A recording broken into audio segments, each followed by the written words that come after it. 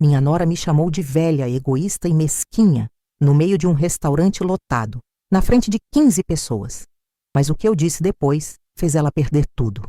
E quando digo tudo, é tudo mesmo. Antes de continuar, se você gosta de histórias de superação, se inscreva no canal. E deixe nos comentários de onde você está nos ouvindo. Gostamos de interagir com vocês e saber até onde nossas histórias estão chegando. Mas deixa eu voltar um pouco e contar desde o começo, porque você precisa entender como eu cheguei naquele ponto. Meu nome é Maria Helena, tenho 61 anos, sou viúva há 9 anos. Trabalhei 35 anos como enfermeira no Hospital Municipal de Campinas. 35 anos, gente. 3 décadas e meia entrando às 5 da manhã, saindo às 10 da noite, fazendo plantões noturnos, fins de semana, feriados. Meus pés conheceram cada centímetro daquele hospital. Fiquei viúva quando o Roberto, meu marido, morreu num acidente de carro. O Rafael, meu filho, tinha apenas 13 anos. De um dia para o outro virei pai e mãe. De um dia para o outro, tive que ser forte quando tudo que eu queria era desmoronar. Mas não dava. Tinha um menino para criar, contas para pagar, futuro para garantir. Trabalhei que nem louca. Fazia 3 turnos seguidos às vezes. Chegava em casa com o corpo quebrado, os pés inchados, a cabeça latejando. Teve época que eu comia só arroz com ovo no almoço, para poder comprar o material escolar do Rafael. Teve Natal que eu não ganhei presente nenhum, porque cada centavo foi para o presente dele. Paguei escola particular durante todo o ensino médio. Foram 7 anos, quase 420 mil ao longo desse tempo. Vendi meu único carro, um Palio 2008 que eu amava, para comprar os livros e materiais da faculdade de engenharia que ele passou. Foram 78 mil só de livros técnicos, calculadora científica, computador. Não estou falando isso para me fazer de coitada. Estou falando porque era com amor. Cada sacrifício era por amor.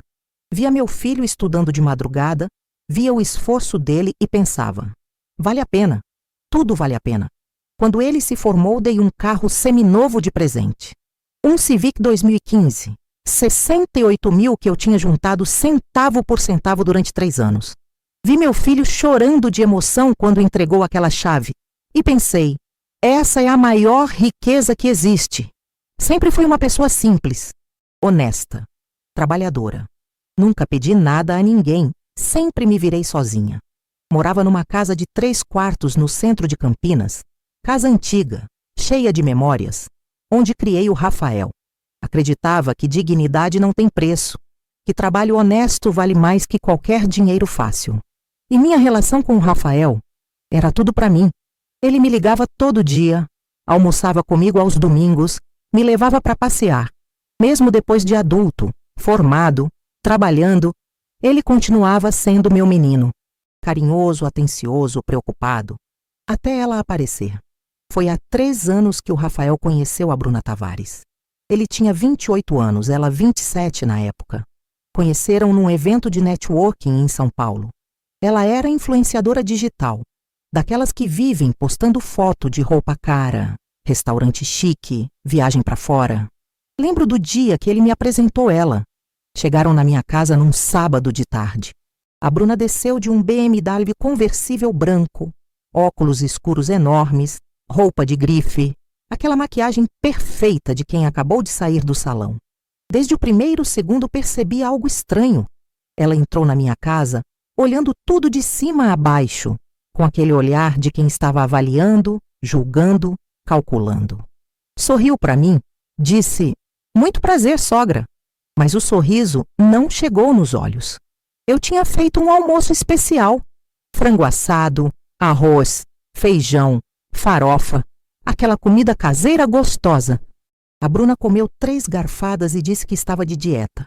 Vi ela torcendo o nariz quando pegou o guardanapo de tecido como se fosse sujo. Vi ela evitando sentar direito no sofá, como se fosse pegar alguma doença. Mas meu filho estava apaixonado. Os olhos dele brilhavam quando olhava para ela. E eu engoli meus receios. Pensei: talvez seja só timidez, talvez eu esteja sendo chata. Sogra sempre acha defeito. Eles namoraram 1 ano e meio. Nesse período, ela raramente vinha na minha casa. Sempre tinha desculpa. Ai, sogra, hoje não dá, tenho compromisso. Estou muito cansada. Rafael, a gente não pode almoçar lá no restaurante perto da minha casa? Quando decidiram casar, a mãe da Bruna, a Estela, fez questão de bancar tudo. Festa enorme num buffet em Alphaville, 200 convidados, tudo caríssimo. Eu me senti deslocada a festa inteira. Usava um vestido simples que tinha comprado no shopping, enquanto todas as amigas da Bruna desfilavam de vestidos de grife. Foi depois do casamento que as coisas mudaram de verdade. O Rafael começou a visitar menos. Antes vinha todo domingo, passou a vir uma vez por mês. Quando eu ligava, ele atendia rápido, apressado. Mãe, tô no meio de uma coisa aqui, te ligo depois. Só que depois nunca chegava. Comecei a perceber comentários estranhos. Num almoço que consegui marcar com eles, a Bruna soltou, rindo, mas com aquele tom de quem não está brincando. Ai, sogra, um dia a senhora precisa conhecer a casa da minha mãe em Alphaville. Tem 6 suítes, piscina, sauna. Muito diferente daqui, né? Engoli seco. Sorri amarelo. O Rafael nem reagiu. Em outro dia, ela postou nos stories uma foto da sala dela com a legenda: família é quem te apoia nos momentos difíceis. No mesmo dia que eu tinha pedido para o Rafael me ajudar a trocar uma lâmpada, e ele disse que não podia. Mas o que mudou tudo mesmo, o que transformou aquele desconforto em guerra aberta, foi quando vendi minha casa. 8 meses depois do casamento, tomei uma decisão difícil. Minha casa era grande demais para mim sozinha. 3 quartos, quintal, muita escada. Estava ficando pesado de cuidar, e a casa valia muito dinheiro. Pensei, vou vender, comprar um apartamento menor, mais prático, e vou ter uma reserva para o futuro. Vendi por R$1.200.000. Foi o coração apertado, porque ali tinha toda a minha história. O quarto onde o Rafael dormiu a vida inteira. A cozinha onde fiz milhares de almoços dominicais. A sala onde comemoramos cada aniversário, cada Natal. Mas era o certo a fazer. Comprei um apartamento de 2 quartos num prédio novo, bem localizado, por R$450.000. Fiquei com R$750. 000 guardados em aplicações bancárias. Era meu colchão de segurança. Meu suor de 35 anos de trabalho, de plantões noturnos, de sacrifícios. Contei para o Rafael, animada. Pensei que ele ia ficar feliz por eu estar num lugar mais confortável, mais seguro. Ele ficou animado. Animado demais. Nossa, mãe! Que legal! Quanto sobrou? Deveria ter mentido. Deveria ter dito que sobrou pouco. Mas eu era boba, inocente. Achava que estava falando com meu filho. Sobrou 750 mil, filho. Coloquei tudo em aplicação. Tá rendendo bem. Vi o olho dele brilhar. Mas não era brilho de orgulho. Era outra coisa. 2 semanas depois, num domingo de almoço na casa deles, almoço que dessa vez eles marcaram comigo, a Bruna começou a conversa. Estávamos na mesa e eu tinha levado um bolo de cenoura que o Rafael adorava, quando ela começou a falar sobre uma oportunidade de negócio. Sogra, eu e o Rafael estamos com um plano incrível. Ela falava animada, empolgada. Vamos abrir uma loja de roupas online. Já fizemos todo o planejamento, já temos fornecedores, já temos tudo. Que legal, filha. Eu falei sincera. Espero que dê certo. Só que precisa de um investimento inicial. Ela continuou olhando para o prato, mexendo na comida. Uns 95 mil reais. É para comprar o primeiro estoque, fazer o site, contratar fotógrafo. É sucesso garantido, sogra. Eu tenho 120 mil seguidores no Instagram, vai vender muito. Foi aí que veio a pergunta. Com aquele tom de quem não está pedindo, está só sugerindo algo óbvio. A senhora não poderia investir? Seria tipo uma sociedade. Depois a gente devolve com lucro. Senti meu estômago apertar. Olhei para o Rafael esperando que ele dissesse alguma coisa tipo: não, amor, não vamos pedir dinheiro para minha mãe. Mas ele só mexia no garfo, desconfortável, olhando para o prato. Filha, respirei fundo. Esse dinheiro é para minha aposentadoria, para emergências. Eu preciso dele guardado. O clima esfriou na hora. Senti a temperatura da sala cair. Mas a senhora não vai usar agora. A Bruna insistiu. Tá lá parado, só rendendo. Podia render muito mais investindo com a gente. Eu entendo, mas não posso. Desculpa. Terminamos o almoço em silêncio. Quando fui embora, a Bruna me deu um beijo frio no rosto. O Rafael me acompanhou até o elevador e disse baixinho: Mãe, você podia ter pensado melhor, sabe? Fiquei dias pensando nisso. Será que eu tinha sido errada? Será que uma mãe não deveria ajudar mesmo? 3 semanas depois, novo contato. Dessa vez, era o Rafael quem ligou. Mãe, preciso falar com você. É importante. Marcamos num café perto da casa dele. Cheguei animada, pensando que era para conversarmos, matarmos saudade. Mas assim que sentei, ele já foi direto ao assunto. Mãe, a gente está precisando de uma ajuda. Ele falava rápido, nervoso. O apartamento nosso ainda tem 180 mil reais de dívida com o banco.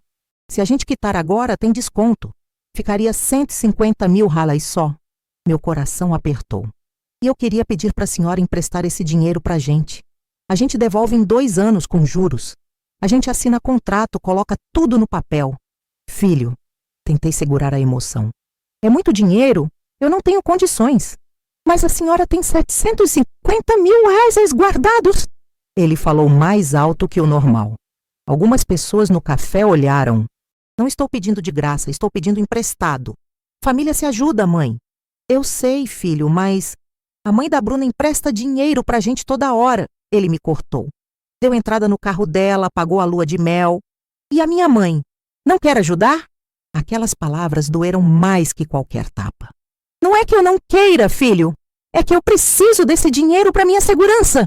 Ele levantou, jogou 20 reais na mesa para pagar o café que nem tinha tomado e saiu sem olhar para trás. Nos dias seguintes tentei ligar. Ele não atendia. Mandei mensagem, visualizava e não respondia. Mandei áudio, nada.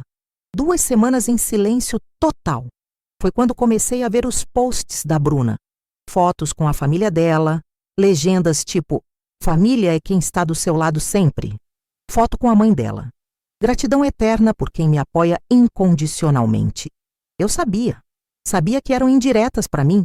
Comecei a me sentir culpada. Passava as noites em claro pensando: será que eu estava sendo egoísta? Será que uma mãe de verdade não se sacrificaria mais uma vez? Já tinha me sacrificado a vida toda, mas talvez devesse fazer mais uma vez? A solidão estava me consumindo. Domingo chegava e não tinha almoço com meu filho. Natal se aproximava e eu nem sabia se seria convidada. Me sentia excluída, jogada de lado, descartada. Mas o pior ainda estava por vir. 4 meses depois da venda da casa, 5 semanas depois daquele silêncio todo, recebi uma mensagem do Rafael. Meu coração pulou de alegria. Mãe, vou fazer aniversário de 31 anos e quero comemorar no restaurante Vila Toscana. É importante para mim. Quero você presente. Quase chorei de felicidade. Achei que era reconciliação. Achei que finalmente as coisas iam melhorar, que meu filho tinha refletido, que tinha sentido minha falta. Passei a semana toda pensando nisso. Fui na loja, comprei uma camisa social linda, Le 350, que eu sabia que ele adoraria. Embrulhei com capricho, coloquei um cartão escrito à mão dizendo o quanto eu o amava. Na sexta-feira da festa, me arrumei com todo cuidado. Coloquei meu melhor vestido, o azul marinho que o Roberto sempre dizia que ficava lindo em mim. Passei batom, arrumei o cabelo. Queria estar bonita para o meu filho. Cheguei no restaurante às 8 da noite. O Vila Toscana era um lugar elegante. Iluminação baixa com aquelas luzinhas amareladas. Mesas com toalhas brancas impecáveis. Decoração italiana. Aquele cheiro gostoso de massa fresca. Música ambiente baixinha. Um burburinho agradável de conversas. Quando me aproximei da mesa que o Rafael tinha reservado, senti algo estranho. Não era só nós 3. Tinha 15 pessoas. Os pais da Bruna, a Estela e o Mário. A irmã dela, a Camila, com o marido. 2 amigas influenciadoras da Bruna. 3 casais amigos deles. E um primo do Rafael que eu mal conhecia. Todos já estavam sentados. E quando eu cheguei, senti o peso dos olhares. Não eram olhares amigáveis. Eram olhares de pena, julgamento, curiosidade mórbida. Oi, mãe. O Rafael me cumprimentou com um beijo frio no rosto. A Bruna acenou de longe, nem levantou. Me indicaram uma cadeira na ponta da mesa, a pior posição, longe do aniversariante, longe da conversa principal, como se eu fosse uma obrigação desagradável que precisavam cumprir. Sentei, coloquei o presente embrulhado na minha frente. O Rafael nem olhou. O jantar começou e eu tentava me encaixar nas conversas, mas eles falavam sobre viagens internacionais, carros importados, marcas caríssimas, sempre com aquele tom de quem tinha dinheiro para gastar. A Estela, mãe da Bruna, começou a falar alto sobre como tinha ajudado a filha com 80 mil reais para a entrada do carro novo. Porque família de verdade se ajuda, né? Ela completou, olhando para mim de canto de olho. Não existe isso de guardar dinheiro quando os filhos precisam. A farpa era para mim. Todo mundo na mesa sabia. A Camila, cunhada, deu uma risadinha e trocou o olhar com a Bruna. Engoli seco e fingi que não tinha entendido. Mas a Bruna já estava na 3ª taça de vinho. E eu via o perigo crescendo nos olhos dela. Aquele brilho perigoso de quem está alterada e prestes a explodir. Ela começou a falar mais alto, sobre pessoas egoístas que preferem ficar sentadas em cima do dinheiro ao invés de ajudar quem precisa. O restaurante ao nosso redor estava cheio. Era sexta-noite. Devia ter umas 60, 70 pessoas ali. Famílias jantando, casais em encontros, grupos de amigos. Garçons circulavam com bandejas, aquele movimento típico de restaurante concorrido. Mas eu sentia que algo horrível estava prestes a acontecer. Foi quando a Bruna bateu a taça na mesa com força. O barulho ecoou. Conversas nas mesas vizinhas pararam. Sabe qual é o problema? A voz dela estava alta agora, agressiva. O problema são sogras que vendem casa por mais de 1 milhão e ficam sentadas em cima do dinheiro, enquanto os filhos se afogam em dívidas. Senti meu rosto esquentar. Meu coração disparou. Olhei em volta. Pelo menos 6 mesas próximas tinham parado de conversar e estavam olhando para nós. Bruna, vamos falar disso em casa. Tentei baixinho, a voz tremendo. Não! Ela gritou. E o restaurante inteiro ficou em silêncio. Aquele silêncio constrangedor, pesado, onde até os garçons param de andar. Eu vou falar agora! Aqui! Na frente de todo mundo! Ela levantou da cadeira. Cambaleou um pouco, o álcool fazendo efeito. Veio andando na minha direção.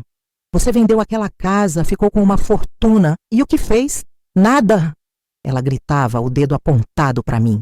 Absolutamente nada pelos seus filhos. A mãe sempre me ajudou em tudo. A Estela se intrometeu do outro lado da mesa com aquele ar de superioridade. Pagou minha lua de mel, deu entrada no meu carro. Isso é ser mãe de verdade. Olhei para o Rafael desesperada. Filho, por favor. Mas ele estava com a cabeça baixa. Vermelho. As mãos tremiam. Ele estava com vergonha, mas não da Bruna, de mim. Foi quando a Bruna chegou perto. Tão perto que eu conseguia sentir o hálito de vinho. As pessoas das mesas ao redor tinham virado as cadeiras completamente para assistir. Uma senhora de cabelos brancos, 2 mesas ao lado. Colocou a mão na boca, chocada. Um homem de terno tirou o celular e começou a gravar. A Bruna apontou o dedo a centímetros do meu rosto e gritou as palavras que eu nunca vou esquecer. Palavras que ecoaram por aquele restaurante lotado, que marcaram minha alma, que destruíram algo dentro de mim. Você é uma velha egoísta e mesquinha. O silêncio foi absoluto. Não tinha mais garçom andando. Não tinha mais conversa em nenhuma mesa. Não tinha mais música. Era como se o mundo inteiro tivesse parado para assistir minha humilhação. Você me dá nojo! Ela continuou gritando. Cuspe voava da boca dela. Gastou tudo no seu filho, mas agora quer morrer sozinha em cima do dinheiro. A senhora me dá nojo! Nojo! Senti lágrimas escorrendo pelo meu rosto. Meu corpo todo tremia. Sai daqui! Ela apontou para a porta. Vai para sua casa curtir seu dinheiro sozinha, porque é isso que você é, uma egoísta, mesquinha, uma mulher sem classe. Ela gritava tanto que a voz estava falhando. O rosto vermelho, completamente fora de controle. Você vai morrer sozinha e vai merecer, porque você não merece ter família, você não merece ter nada. Eu não conseguia me mexer. Paralisada na cadeira, com 15 pessoas na minha mesa me olhando, com 60 pessoas no restaurante assistindo, alguns gravando com celular, garçons paralisados perto do balcão. Foi aí que olhei para o meu filho. Aquele momento ficou congelado na minha memória para sempre. Ele estava ali, a 3 metros de mim, vendo a mulher dele me destruir, me humilhar, me despedaçar. Vi ele engolir seco. Vi os olhos dele marejarem. Vi a boca dele abrir como se fosse dizer alguma coisa. Mas não disse. Não disse uma palavra sequer em minha defesa. Só ficou ali, cabeça baixa, vermelho, suando, olhando para o chão. E naquele momento, eu perdi meu filho. Perdi a família que eu tinha lutado 35 anos para construir. Perdi tudo. Levantei da cadeira. As pernas bambas mal me sustentavam. Peguei minha bolsa com as mãos tremendo tanto que quase deixei cair. O presente que eu tinha trazido com tanto carinho, aquela camisa de 350, ficou ali na mesa. Ninguém olhou. Ninguém se moveu. Comecei a caminhar entre as mesas. O silêncio era ensurdecedor. Sentia o peso de dezenas de olhares. Uma mulher loira numa mesa à direita cochichou algo para a amiga e as duas riram baixinho. Um casal de idosos balançou a cabeça, mas não sei se em reprovação a Bruna ou a mim. As lágrimas escorriam pelo meu rosto e eu nem tentava mais esconder. Só queria sair dali, sumir, deixar de existir. Passei pela recepção. A moça atrás do balcão desviou o olhar com pena. Empurrei a porta de vidro. O ar frio da noite de junho bateu no meu rosto molhado. Fiquei ali na calçada, sozinha, sem conseguir me mexer, sem conseguir processar o que tinha acabado de acontecer. Chamei um Uber com a mão tremendo tanto que demorei 3 tentativas para conseguir. Durante todo o trajeto até meu apartamento, 25 minutos que pareceram eternos, eu só conseguia repetir na cabeça as palavras dela. Você me dá nojo, velha egoísta e mesquinha. Vai morrer sozinha e vai merecer. Como alguém podia dizer isso? Como meu filho tinha deixado? Cheguei no meu apartamento por volta das 10 da noite. Entrei, fechei a porta e desmoronei. Naquela noite não consegui dormir. Fiquei no sofá, ainda de roupa de festa. O rímel todo borrado, chorando até não ter mais lágrimas. O celular tocou 14 vezes. Era o Rafael. Deixei tocar até cair na caixa postal todas as vezes. Nos 3 dias seguintes não saí de casa. Não tomei banho. Mal comi alguma coisa. Uma torrada aqui, um copo de leite ali. Ficava no sofá olhando para a parede, revivendo aquela cena mentalmente. Via o restaurante, as pessoas olhando. Ouvia os gritos dela. Via meu filho calado. A depressão foi crescendo, tomando conta de mim como uma doença. Comecei a me questionar. Será que eu era mesmo egoísta? Será que uma mãe de verdade não ajudaria? Será que eu merecia morrer sozinha, como ela disse? Olhei no espelho do banheiro no 3º dia. Maquiagem borrada de 2 dias atrás. Cabelo desarrumado. Olhos tão inchados que mal abria. Roupa amarrotada. E a pergunta que não queria calar. Será que ela tinha razão sobre mim? Foi só no 4º dia que a Sônia, minha amiga de 40 anos, ex-colega de hospital, bateu na porta insistentemente. Ela morava no mesmo prédio, tinha percebido que eu não estava saindo, que algo estava errado. Maria, abre essa porta agora, ela gritava do corredor. Eu sei que você está aí dentro. Abri. Ela entrou sem pedir licença. Olhou para mim de cima a baixo e disse: vou fazer um chá. A gente precisa conversar. Sentadas na minha cozinha, com a xícara de camomila tremendo na minha mão, contei tudo. Cada detalhe da humilhação no restaurante, cada palavra cruel, cada olhar de desprezo, o silêncio do meu filho. Chorei tanto que em algum momento não saía mais lágrima, só aquele soluço seco e dolorido. Quando terminei, a Sônia segurou minha mão com firmeza e disse a frase que começou minha transformação. Maria Helena, você passou 35 anos salvando vidas naquele hospital. Trabalhou que nem condenada. Criou seu filho sozinha. Se sacrificou de todas as formas possíveis. E agora vai deixar essa menina destruir você? Não. Você tem algo que eles não sabem, né? Então está na hora de você parar de se sentir culpada e começar a se sentir dona da sua própria vida. Ela tinha razão. E tinha algo que eu não tinha contado para ninguém, nem para o Rafael. 3 meses antes da humilhação no restaurante, minha tia Lourdes, irmã mais velha do meu falecido marido, tinha morrido aos 87 anos. Ela não tinha filhos. Era viúva há décadas. Tinha vivido uma vida inteira trabalhando, guardando e investindo. 2 semanas depois da humilhação, recebi uma ligação de um número desconhecido, hein? Era o Dr. Paulo Mendes, advogado. Dona Maria Helena, sou o Dr. Paulo Mendes. Fui advogado da sua tia Lourdes. Preciso falar com a senhora sobre o inventário dela. Pode vir ao meu escritório? Fiquei confusa. Que inventário? A tia Lourdes tinha morrido fazia meses. No dia seguinte, fui até o escritório dele, num prédio no centro de Campinas. O Dr. Paulo me recebeu com uma pasta enorme de documentos. Dona Maria, sua tia fez uma blindagem patrimonial complexa em vida.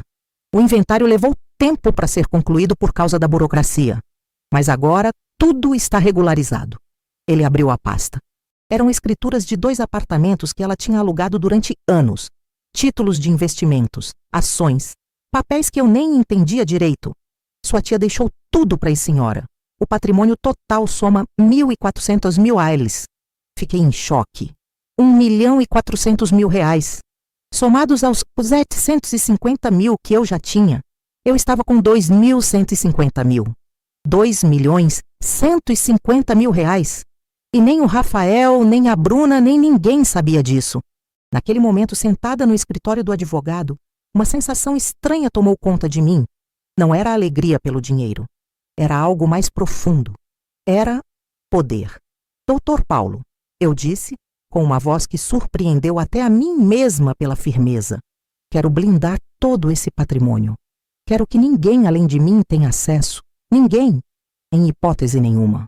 Podemos fazer uma conta exclusiva com cláusula de blindagem testamentária. Ele explicou. Significa que só a senhora pode movimentar. E se algo acontecer com a senhora, o dinheiro vai para quem a senhora determinar em testamento, sem passar por inventário tradicional. Quero isso, agora. Nos 15 dias seguintes, com a ajuda do Dr. Paulo e do Dr. Márcio Andrade, advogado especialista em direito de família que a Sônia me indicou, transferi todo o meu patrimônio, cada centavo, para uma conta exclusiva, blindada, registrada em cartório. Ninguém teria acesso, só eu. E enquanto a burocracia andava, decidi fazer algo que nunca tinha feito na vida. Gastar comigo mesma, sem culpa, sem medo, sem pedir permissão. Primeiro fui numa loja de roupas no Iguatemi Campinas. Uma loja bonita, elegante, dessas que eu sempre passava na frente e pensava, não é para mim. Entrei, experimentei. Comprei 3 conjuntos lindos, modernos, nada daquelas roupas de senhora que eu usava. Calça jeans de marca, blusas elegantes, um blazer maravilhoso. Gastei lá 200 e pela primeira vez na vida não senti um pingo de culpa. No dia seguinte, marquei no Estúdio Essence, o salão de beleza mais caro da região. Cortei o cabelo num corte moderno na altura dos ombros. Fiz luzes loiro acinzentado, daquelas que dão um ar sofisticado.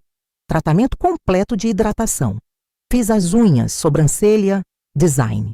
Saí de lá me sentindo outra pessoa. Gastei 1.100 aos e sorri o tempo todo.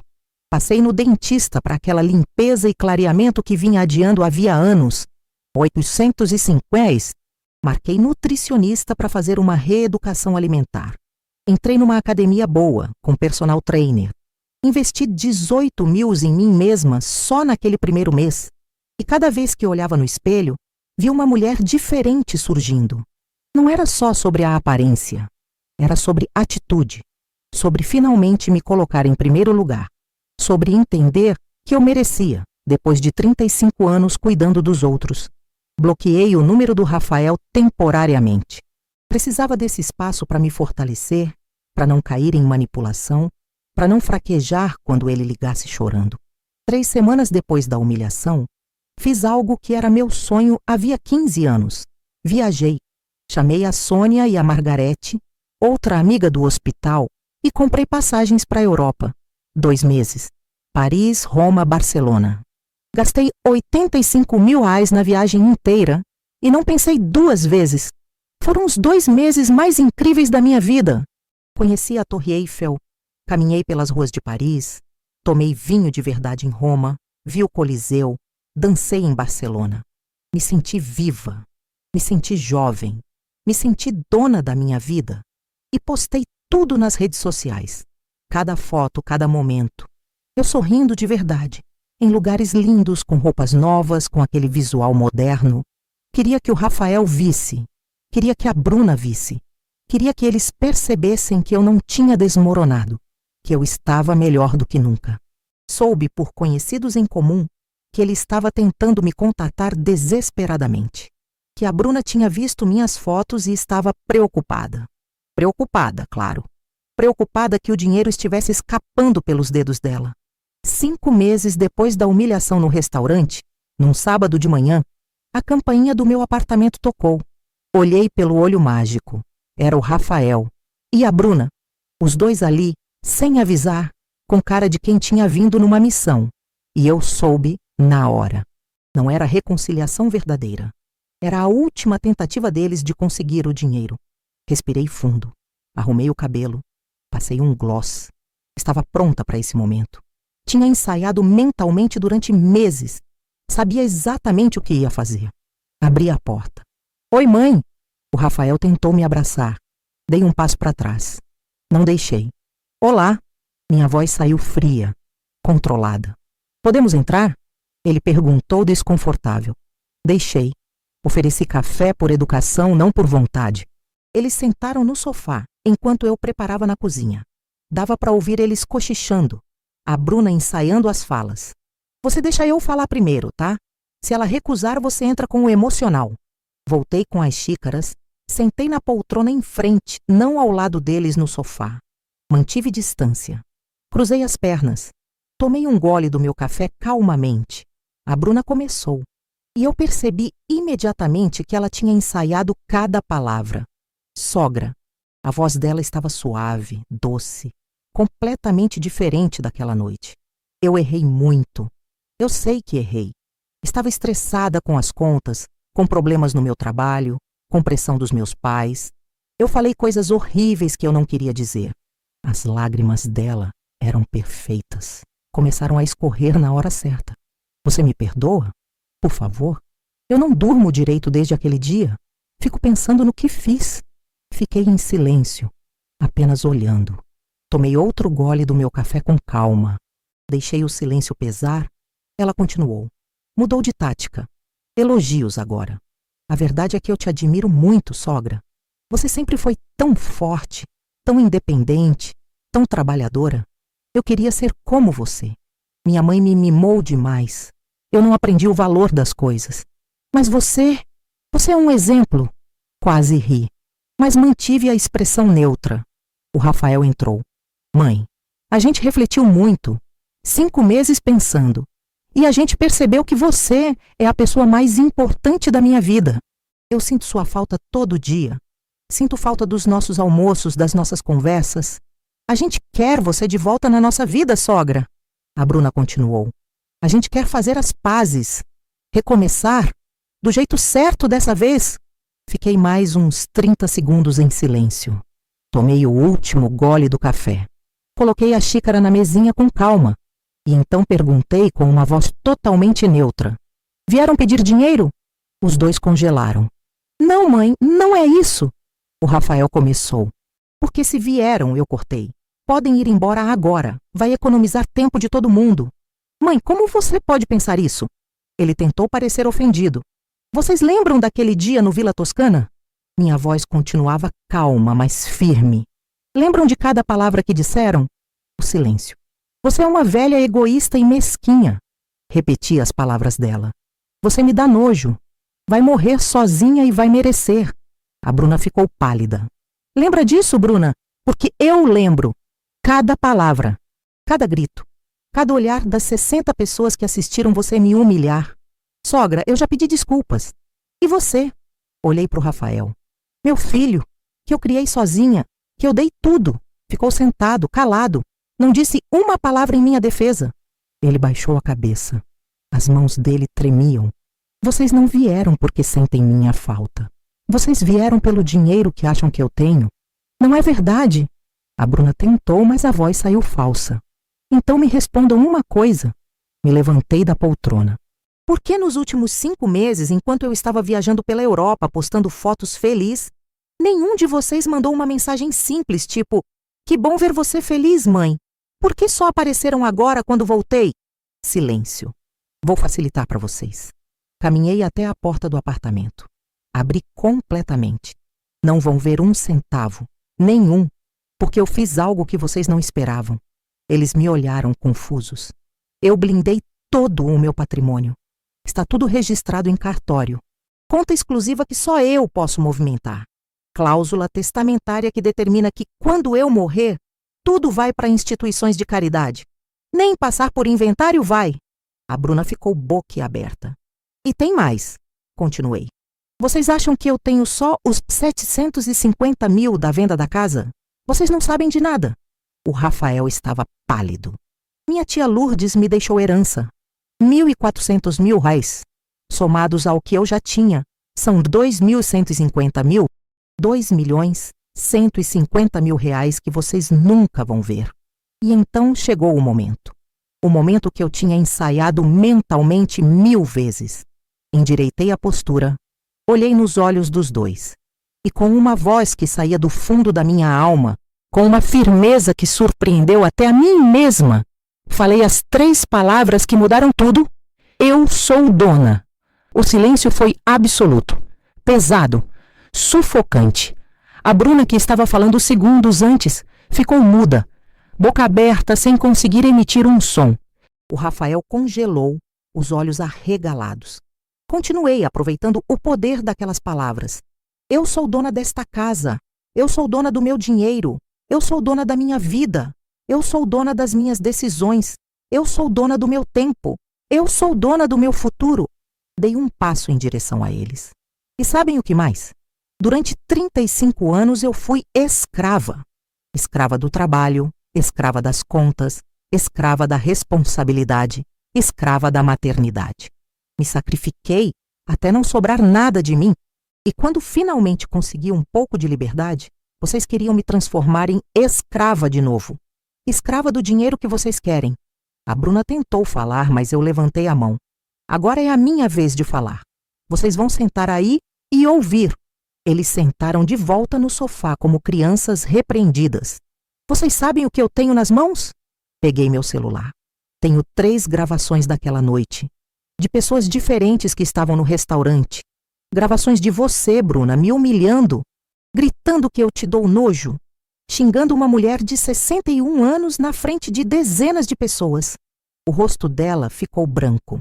Tenho prints de conversas suas com suas amigas, onde você me chama de velha pão dura, sogra miserável, mulher mesquinha. Uma amiga sua que ficou com pena de mim me mandou tudo. Isso não era verdade, mas a cara de pavor dela me disse que provavelmente as conversas existiam mesmo. E sabe o que mais eu fiz? Continuei. Procurei um advogado especialista em direito de família. Ele me disse que se vocês tentarem me processar, me chantagear ou fazer qualquer coisa contra mim, eu processo vocês por danos morais. E com essas gravações, eu ganho fácil. O Rafael estava tremendo. Mãe, não precisa disso tudo. Precisa sim. Minha voz saiu mais alta que eu pretendia. Precisa porque vocês precisam entender uma coisa. Eu não sou capacho. Eu não sou um banco. Eu não sou uma obrigação. Eu sou uma pessoa. As lágrimas começaram a escorrer pelo meu rosto. Mas não eram lágrimas de fraqueza. Eram de raiva. De anos engolindo sapo. De décadas se sacrificando. Trabalhei 35 anos, Rafael. 35 anos. Plantão noturno, feriado, Natal, Ano Novo. Tudo por você. Paguei 420 mil reais em escola. 78 mil reais em materiais de faculdade. Dei um carro de 68 mil reais. E o que eu pedi em troca? Nada. Absolutamente nada. Minha voz estava falhando agora. Só queria respeito. Só queria ser tratada com dignidade. Só queria que meu filho me defendesse quando alguém me humilhasse. Era só isso. Mas nem isso vocês puderam me dar. O Rafael estava chorando agora, mas eu não parei. E sabe o que é pior? É que eu me senti culpada, me senti egoísta. Passei noites sem dormir me questionando se eu estava errada. Se uma mãe de verdade não deveria dar tudo, sempre, sem limites. Limpei as lágrimas com as costas da mão. Mas a Sônia me fez uma pergunta que mudou tudo. Ela perguntou: Maria, se você der esse dinheiro para eles agora, o que vai acontecer? Eles vão te respeitar? Vão te valorizar? Ou vão voltar daqui 6 meses pedindo mais? Olhei nos olhos do Rafael. E eu soube a resposta, filho. Vocês voltariam, porque o problema não é o dinheiro. O problema é que vocês me veem como um recurso, não como uma pessoa. A Bruna tentou se levantar, a raiva dela começando a aparecer. Você não pode fazer isso. Seu filho está comigo. Era ameaça, chantagem. Ou ela ou eu. Pode fazer essa ameaça à vontade, Bruna. Minha voz voltou a ficar calma. Porque se é para escolher entre ser refém de quem me desrespeita ou ser livre sozinha, eu escolho a liberdade. Me virei para o Rafael. E você? Vai escolher ela de novo? Vai escolher o dinheiro que ela acha que você vai ter, ao invés da mãe que te criou? Ele hesitou. Abriu a boca, fechou. Olhou para Bruna, olhou para mim. E naquela hesitação eu vi tudo. Ele ainda estava do lado dela. Saiam. Minha voz saiu firme. Os dois, agora. Mãe, eu disse saiam. A Bruna levantou furiosa. Você vai se arrepender disso. Você é uma... Termine essa frase. Olhei nos olhos dela. Termine e eu processo você amanhã mesmo. Tenta. Ela engoliu as palavras. Eles caminharam até a porta. No corredor, o Rafael virou. Mãe, por favor. E eu disse as palavras que deixaram tudo cristalino, que encerraram aquele capítulo da minha vida. Prefiro morrer sozinha e dona de mim mesma do que viver sendo refém de quem só me quer por interesse. Agora saiam da minha casa e não voltem, a menos que tragam algo que o dinheiro não compra, caráter. Fechei a porta. E pela primeira vez em meses senti paz. 1 ano se passou desde aquela noite horrível no Vila Toscana. 12 meses que transformaram completamente minha vida. Soube por conhecidos em comum o que aconteceu com a Bruna. 3 meses depois da expulsão do meu apartamento, ela e o Rafael se divorciaram. Parece que sem a esperança do dinheiro da sogra, o casamento desmoronou rapidinho. As dívidas que eles tinham cresceram com os juros. O apartamento foi executado pelo banco. Tiveram que sair, deixar tudo. A Bruna perdeu o carro BMW que tanto amava. Teve que vender as roupas de marca, as bolsas caríssimas, tudo para tentar cobrir dívidas. Os seguidores dela no Instagram despencaram quando vazou a história completa. Várias pessoas que estavam no restaurante naquela noite contaram para os amigos. A história se espalhou. Virou até notícia em blog local. Influenciadora humilha a sogra em público e perde tudo. Ela voltou a morar com os pais. Aquela mãe tão generosa da Estela parece que também fechou a torneira quando viu que a filha tinha exagerado. A Bruna trabalha hoje como vendedora numa loja de roupas no shopping. Nada contra o trabalho honesto, mas é engraçado ver quem achava que estava acima de todo mundo fazendo trabalho comum como qualquer pessoa. Tentou me processar por alienação parental. Ridículo, já que nem tenho netos. O processo foi arquivado em menos de 1 mês. O juiz ainda deu uma bronca no advogado dela por aceitar um caso claramente sem fundamento. A reputação dela na cidade está destruída. Todo mundo sabe quem ela realmente é. Quanto ao Rafael, ele me mandou 7 cartas em 6 meses, todas pedindo perdão, dizendo que tinha sido fraco, que tinha se deixado manipular pela Bruna, que sentia minha falta. Não respondi nenhuma. Até que há 2 meses, num sábado de manhã, ele apareceu na porta do meu prédio. O porteiro me ligou perguntando se podia deixar subir. Pensei em dizer não, mas algo em mim quis ver. Ele subiu. Toquei a campainha, abri a porta. Quase não o reconheci. Estava magro, barbudo, com olheiras profundas, roupa simples, tênis velho. Nada daquele homem bem arrumado de antes. Parecia ter envelhecido 10 anos. Oi, mãe! A voz dele saiu quebrada. Não respondi. Só olhei. E então ele fez algo que eu nunca imaginei ver. Caiu de joelhos ali no corredor do prédio, E chorou. Um choro real, desesperado, de quem tocou o fundo do poço. Me perdoa, mãe! Por favor, pelo amor de Deus, me perdoa! Fiquei parada, olhando meu filho aos meus pés, destruído. Eu fui um covarde, um idiota, um filho horrível. Deixei aquela mulher te humilhar e não fiz nada, nada. Que tipo de homem faz isso com a própria mãe? Ele soluçava tão forte que mal conseguia falar. Perdi tudo, mãe. O casamento, a casa, o carro, o dinheiro. Mas sabe o que doeu mais? Perdi você. Perdi a única pessoa que sempre esteve do meu lado. A única pessoa que me amou de verdade. Continuei em silêncio. Não tô pedindo dinheiro. Juro por Deus que não tô pedindo nada. Só tô pedindo uma chance. Uma chance de provar que eu posso ser o filho que você merece. Deixei ele ali por mais uns 2 minutos, chorando, de joelhos. E então falei: levanta. Ele levantou, limpando o rosto com as mãos. Entra. Sentamos na sala. Fiz um café. Coloquei na frente dele. Você me machucou de um jeito que eu não sei se tem cura, Rafael. Não foi só naquela noite. Foi todo o processo. Foi ver meu filho mudando, se afastando, me tratando como uma obrigação. Eu sei, mãe, eu sei.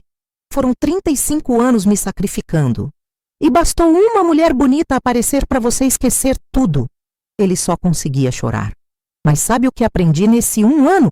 Continuei. Aprendi que eu não preciso de ninguém para ser feliz. Aprendi que solidão é melhor que desrespeito. Aprendi que eu sou dona da minha vida. Você está linda, mãe. Ele falou baixinho, olhando para mim. Parece outra pessoa. Eu sou outra pessoa. Eu renasci. E foi graças a você e a Bruna. Porque vocês me empurraram para o fundo do poço. E de lá, eu só tinha uma opção. Subir. Tomamos café em silêncio por uns minutos. Então, ele perguntou à voz trêmula: não tem perdão? Olhei para o meu filho, aquele homem de 32 anos que eu tinha criado sozinha, e senti algo estranho. Não era raiva, mas também não era o amor incondicional de antes. Era algo diferente. O perdão é um processo, Rafael. Não é uma decisão de um dia. Você me machucou muito. Vai levar tempo. Eu vou esperar o tempo que for preciso. E tem condições, continuei. Primeira, você vai fazer terapia. Vai entender por que foi tão fraco, por que se deixou manipular. Segunda, você não vai me pedir dinheiro. Nunca, para nada. Terceira, você vai me respeitar. Minhas decisões, minha vida, minhas escolhas. Aceito tudo, mãe, tudo. E quarta condição, respirei fundo. Você vai ter que provar com atitudes, não com palavras. Porque palavras a Bruna também disse. E olha no que deu. Ele acenou com a cabeça. Hoje, 2 meses depois daquela conversa, estamos reconstruindo nossa relação. Devagar, com limites. Ele vem almoçar 1 vez por mês. Conversa comigo pelo telefone 2 vezes por semana. Está fazendo terapia, arrumou um emprego novo, mora num apartamento pequeno, mas honesto. Não sei se vamos voltar a ter a relação de antes. Sinceramente, acho que não. Algo se quebrou que não tem como consertar completamente. Mas estamos tentando construir algo novo. Algo baseado em respeito, não em obrigação. E quanto a mim, eu estou irreconhecível. Viajei pela Europa aqueles 2 meses e voltei mais 2 vezes depois. Conheci a Grécia, Portugal, Irlanda. Gastei quase 140 mil em viagens no total e não me arrependo de 1 centavo. Fiz o curso de fotografia que sempre quis.